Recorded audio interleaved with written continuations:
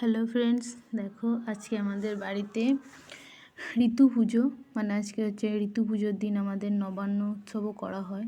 আগে হয়ে গেছে, বাট আজকেও আবার একবার করা হয়।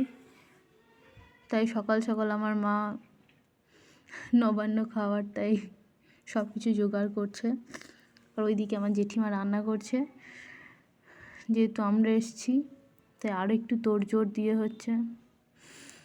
এই দেখো, এইটা যেটা দিচ্ছে মা, এটা হচ্ছে গিয়ে আমাদের, এইটাকে বলা হয় নবান্ন, ঠিক আছে? এটাকে অনেক কিছু দিয়ে মাখা হয়, খেতেও হেভি টেস্ট লাগে, খুব সুন্দর লাগে খেতে।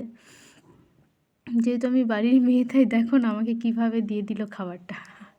আর দেখো জামাইকে দিচ্ছে কত সুন্দর করে প্লেটের মধ্যে সাজিয়ে, কাঁসার থালায় সুন্দর করে দিচ্ছে, কত ভালো লাগছে দেখতে। আর আমাকে একটা অমনি একটা থালাতে দিয়ে দিল, নে খা বলে। কোনো সম্মান নাই বাড়ির মেয়ের, কি অবস্থা। যাই হোক, এখন আমি ডাকতে চললাম আমার বরকে, খাবার দিয়ে দিয়ে চলো, এখন স্নান করতে ঢুকেছে।